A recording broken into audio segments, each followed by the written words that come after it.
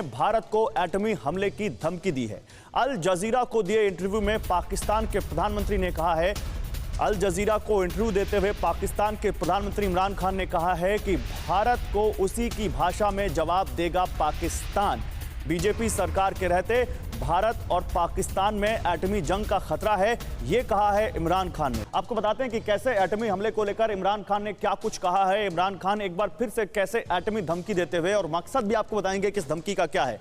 अगर Bharat air strike करता है तो इसका जवाब देंगे। अल जजीरा को दिए गए अपने इंटरव्यू में इमरान खान ने यह कहा है। और क्या कहा, पाकिस्तान उसी आक्रामकता से जवाब देगा जैसा फरवरी 2019 में दिया था। इसके अलावा वो क्या कह रहे हैं, फरवरी 2019 बालाकोट का जिक्र कर रहे हैं यहां पर इमरान खान, जहां पर उनका F-16 गिरा दिया था। आपको याद होगा हमारे एक जाबाज पायलट ने। बीजेपी की सरकार फांसीवादी तरीके से काम कर रही है, ये कह रहे हैं इमरान खान। और इसके अलावा वो ये कह रहे हैं कि मुझे डर है कि दो परमाणु शक्तियां आमने सामने होंगी। किस लिए होंगी? अगर आप कुछ गलत नहीं कर रहे हैं तो फिर आप ये क्यों कह रहे हैं कि परमाणु शक्तियां आमने सामने होंगी? भारत ने हमेशा नो फर्स्ट यूज की पॉलिसी का समर्थन किया है।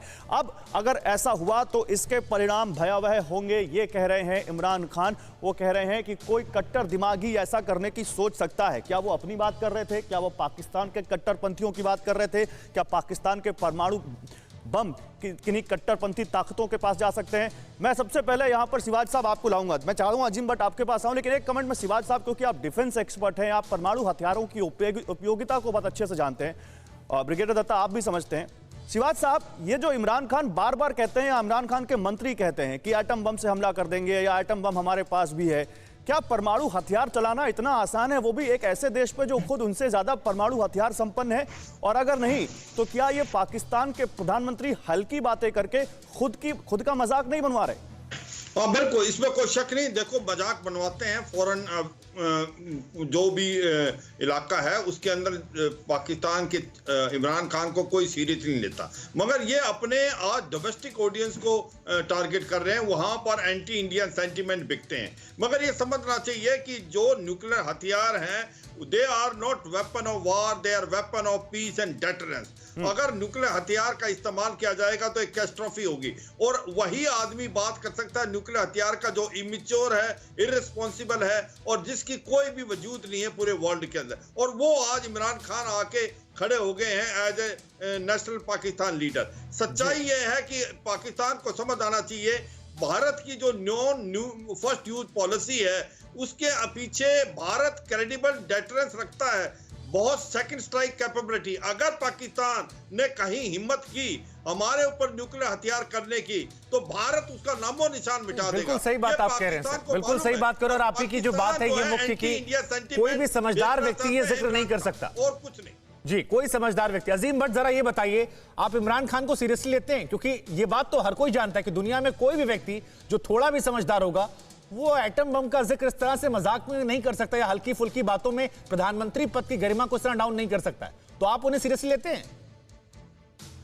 जी, थैंक यू वेरी मच। और देखिए, जहाँ तक सीरियस लेने की बात है तो एटम बम वगैरह और इंटरनेशनल मामला के अंदर मैं मानता हूँ इस चीज़ को कि इस तरह की बातें शायद नहीं होनी चाहिए, लेकिन ये शायद आपका रवैया है कि हमें ये बातें करनी पड़ती हैं, क्योंकि हम दिन ब दिन देखते हैं कि आपकी जानिब से जब ये बातें आती हैं। और एक और बात, हमारे यहाँ किसने कहा? सर, भारत की तो पॉलिसी कि पहला एटम बम का इस्तेमाल नहीं करेंगे, लेकिन आपके कोई मंत्री कहते हैं कि पाव भर का एटम बम रखा है, ये छोटा एटम बम, बड़ा एटम बम। तो ये थोड़ा कॉमेडी वाली बातें सर, मतलब इतने बड़े ओहदे से अगर आती हैं तो फिर बड़ा। मैं सर जवाब देता हूँ, मुझे मौका दीजिए, मैं जवाब देता हूँ।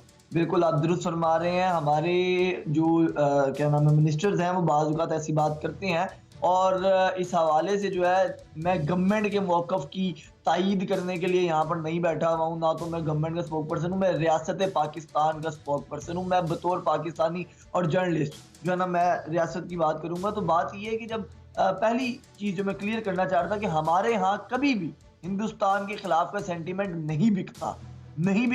हमारे यहाँ हिंदुस्तानी नफरत का सेंटीमेंट कभी नहीं बिकता है। अगर कोई शख्स यहाँ पर जो बात करता है तो हम उसको सीरियस नहीं लेते, ये भी मैं आपको बहुत अच्छी बात है। हम अच्छे और अमन की बात करने वालों को पसंद करते हैं, और हमारे यहाँ वही सेंटीमेंट बिकते हैं। हमारे यहाँ हिंदुस्तान के खिलाफ का सेंटीमेंट नहीं बिकता। अलबत्ता भारतीय जनता पार्टी और मोदी साहब जो बैठे हैं उनके खिलाफ। एक मिनट, आपने कहा ना कि आप सरकार को यहाँ पर डिफेंड करने के लिए नहीं बैठे हैं। बहुत अच्छी बात अजीम भट्ट, पत्रकार को सरकार को डिफेंड कर